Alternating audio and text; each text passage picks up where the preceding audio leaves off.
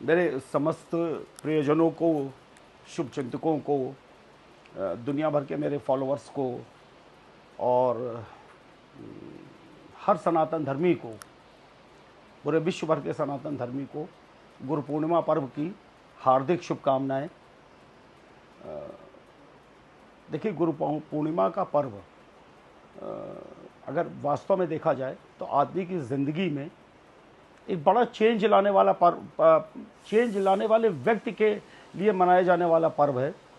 आदमी को अपने आध्यात्मिक जीवन से लेकर और सामाजिक जीवन तक हमेशा, चाहे वो क्लासेस में हो, एजुकेशन की स्टार्ट हो, जितने भी अध्यापक हैं वो गुरु हैं।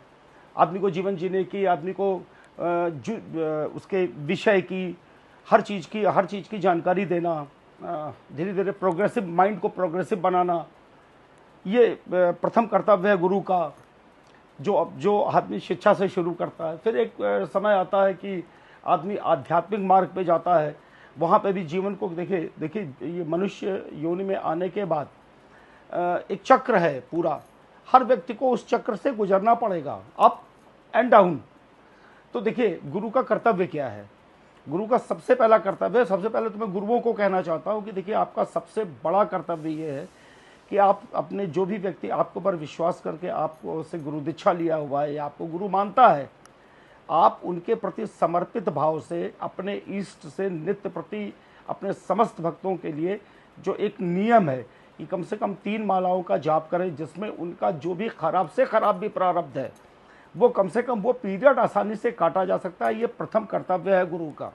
और मेरा ये मानना है, जो इस तरह का कर्म नहीं करता है वो गुरु की श्रेणी में नहीं आता है। और देखिए, कलयुग में जहाँ तक अगर मैंने देखा है, मतलब मेरा अपना व्यक्तिगत एक्सपीरियंस है, हो सकता है गलत हो, जितना भी शिष्य वर्ग है या जो एक वो बड़े समर्पण भाव से गुरुओं की तलाश में लगा है, गुरुओं के पास गया है। लेकिन बड़े अफसोस के साथ मुझे कहना पड़ता है, चूँकि मैं खुद भी उसी श्रेणी में आ चुका हूँ, लेकिन मुझे कहना पड़ता है कि गुरु परंपरा को उस तरीके से गुरुओं ने मनाना बंद कर दिया, जिस तरीके की परंपरा का पालन त्रेता, द्वापर या कलयुग के भी प्रारंभ में होता था।